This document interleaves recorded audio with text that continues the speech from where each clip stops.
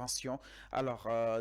avec la complicité justement de la régie dañuy dem déglu ki nga xam ne que moo di Aïssata Sall Aïssata Sall nag moom itam ginnaaw li nga xam ne que moo di le ministre de la justice ba mu daal di yëkkatee li nga xam ne que moo di kaddu mi ngi ñëwaat di réinsister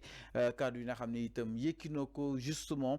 sur ñu daal di koy jox li nga xam ne que moo di dossier bi doon des wax suñu juriste yi leeral ñu ko que ni assemblée suñuy xool du li nga xam ne que moo di tribunal donc mënuñu am exactement au fond li nga xam ne que moo di dossier bi mais une fois suñ convoqué ki nga xam ne que moo di Farba incha allah ils seront à la possession justement de ce dossier bi nga xam ne itam booba tey ñu koy daal di sàkku daal leen koy jox dem au profond parce que suñuy xool li nga xam ne que moo di la sanctif dafa yam kase sur la forme que ni Farba a été cité si benn transaction yi nga xam ni itam dafa nekk toll na 625 milliards en utilisant de méthodes sophistiquées loo xam ni itam amaan na ni il faut sa xel màcc lool pour nga daal di koy war a mën a déterminer boobu ba tey nag ñi ngi recevoir exactement surtout li nga xam ne que moo di yooyu d'événement alors sans plus tarder ñu dem déglu ki nga xam ne que moo di Aïssata Sall sa réaction daal di ñëwaat si plateau bi eggal ba tey li nga xam ne que moo di waxtaan wi. L'Assemblée nationale a rendez-vous avec l'histoire. Elle a rendez-vous avec l'histoire parce qu'il nous est demandé de poser un acte grave et solennel en enlevant l'immunité parlementaire d'un collègue député. Serions-nous, mes chers collègues, à la hauteur de la gravité de l'acte qu'il nous a été demandé de poser? Je l'espère. Je prie sincèrement que nous puissions être à la hauteur de la gravité et de la solennité de l'acte qu'il nous a été demandé de poser. Dans son épître aux Corinthiens, l'apôtre Paul, martyr de la foi, disait ceci à ses fidèles. Si le ministère de la condamnation est glorieux, le ministère de la justice est encore plus glorieux que celui de la condamnation. Oui, il avait tout à fait raison. Le ministère de la condamnation, c'est le ministère de l'examen des faits. Le ministère de la justice, c'est celui de la balance qui pèse et qui suppose les faits. Avons-nous été justes avec notre collègue? Avons-nous pesé et supposé avant de prendre la décision?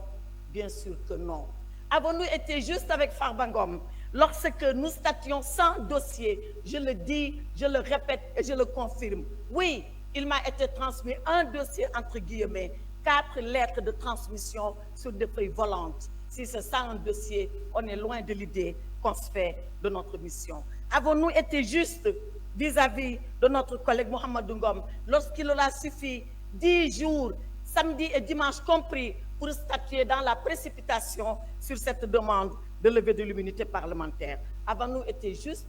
lorsque nous sommes juges le jour et procureurs impitoyables la nuit? Voilà ce qui s'est passé. Et voilà pourquoi, dans la longue histoire de notre Assemblée, pour la première fois, une demande de levée d'immunité parlementaire a suscité autant de débats, autant de controverses et autant de polémiques. Et pourtant, il nous faut décider. Il nous faut décider parce que nous sommes l'Assemblée nationale. Il nous faut décider parce que nous sommes les représentants que le peuple a envoyés ici à notre place. Il nous faut décider parce que nous devons être une assemblée juste, une assemblée nationale, une assemblée souveraine et une assemblée de rupture, comme on l'a promis aux Sénégalais. Voyez-vous, Monsieur le Président, je m'en vais terminer sans presque plaider, sans presque vous dire ce que nous devons faire pour notre honorable collègue. Savez-vous pourquoi? Parce que notre honorable collègue n'a jamais voulu venir ici pour demander une quelconque protection. Il ne l'a jamais demandé parce que dans le Fouta lointain d'où nous sommes originaires, il nous a appris une chose. Il nous a été appris là-bas que vivre dans la peur est un échec de la vie. Nous n'avons pas peur, nous, de la mort. Et c'est pour ça que nous n'avons pas peur de la vie. Et Mohamedou Ngom est prêt à affronter la vie parce qu'il sait qu'il va affronter un jour la mort. Sousi maya, kuli maya, sous maya, menen kudum min jangina, kudum min gandi, kudum min muinina, kudum wala men pipi futan kobe, farbinu sousi, mo wuru, obu sousi, mao mai, te dum do ma gas, endel Sénégal, min jabata ha ila yawmi dini, penali, in pawe edo wamen, min jabata ha ila yawmi dini, gonga men, ina tete, ici, dans cette assemblée, l'honorable Farba Ngom a confié son sort à Allah subhanahu wa ta'ala.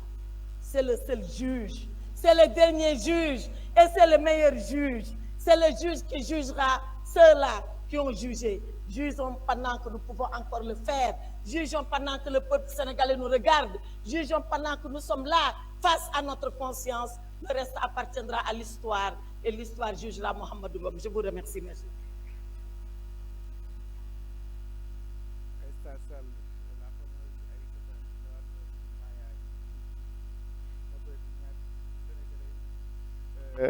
La fameuse Aïssata Sall ñëwaat na si li nga xam ne que moo di Maya gi xam naa du ñàkk dinañ wax sénégalais yi lan la bëgg a wax ci Maya gi exactement c'est ça donc moom il s'est glorifié de tout d'où ce qu'elle vient exactement foofu si li nga xam ne que moo di Fouta par rapport ak boobu des dossiers donc na moom si taxaw encore une fois mi ngi réinsister ses propos sur l'indisponibilité bi nga xam ni itam am na si mbir mi jàpp ni dina ko war a daal li nga xam ne que moo di jox li nga xam ne que moo di dossier bu Mouhamadou Ngom Farba. Alors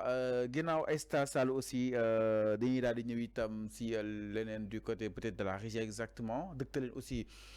beneen réaction mooy bu ki nga xam ne que moo di Abdou Mbow n'a pas tardé justement daal di ñëwaat si ay ponk yu gën a fasantiku moom ki nga xam ne que moo di Abdou ñëw na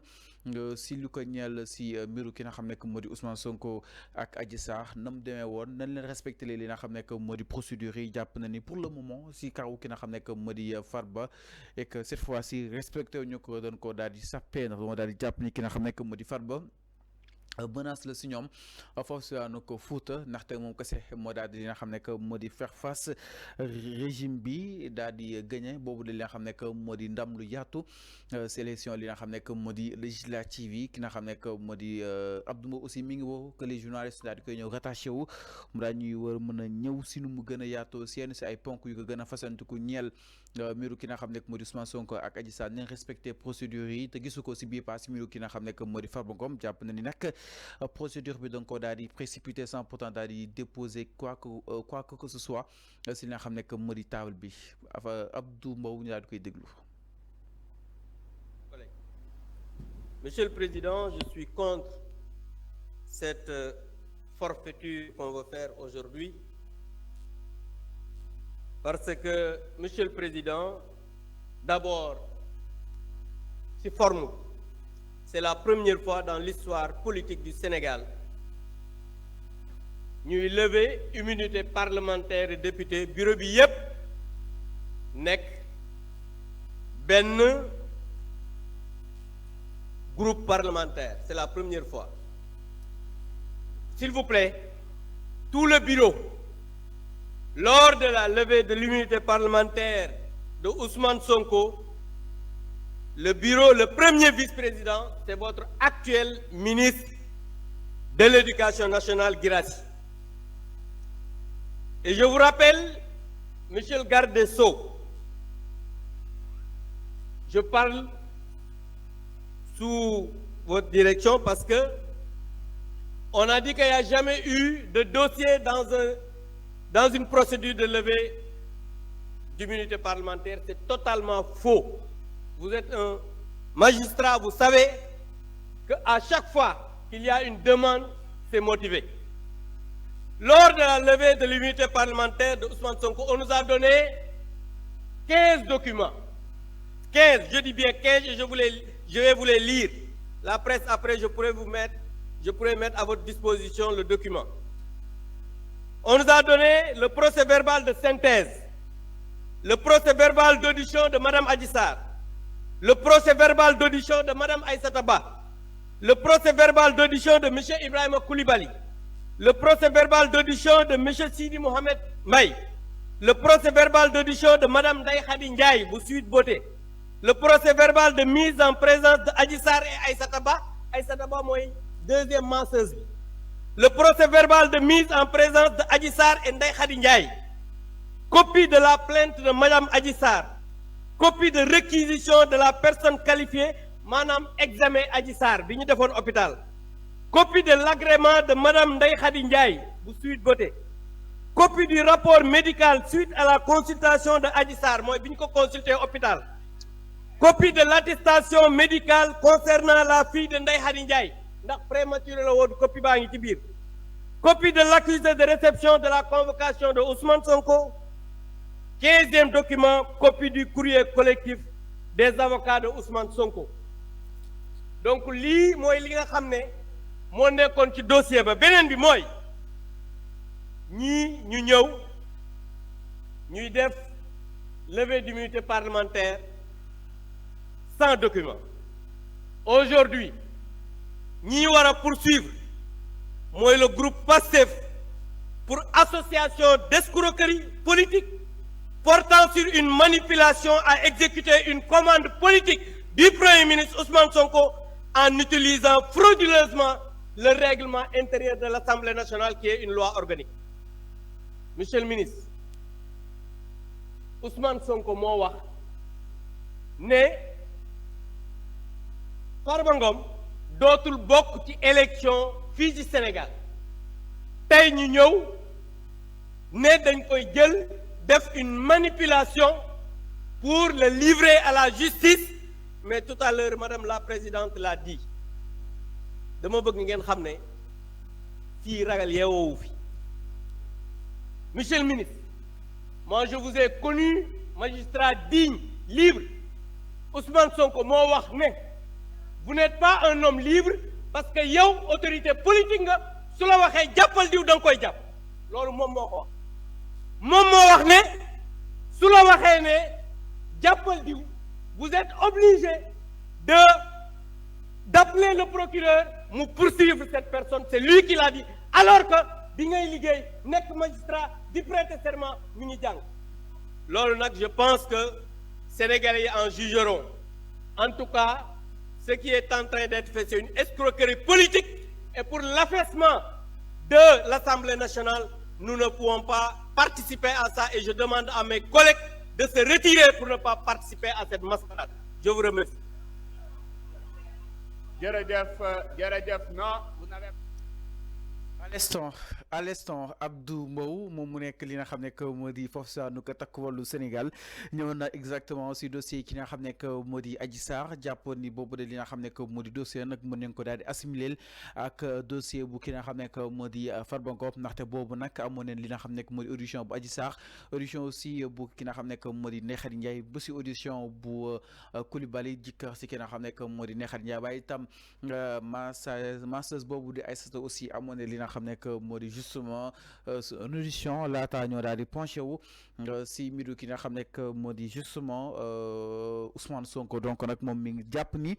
loolu aussi waroon neen am pareil si kaw ki nga xam ne que moo di Farba Ngom te gisu ko benn yoon ba dossier fu mu daal di commencé itam fu mu daal di yemani concrètement donc lu ñu mën a jàpp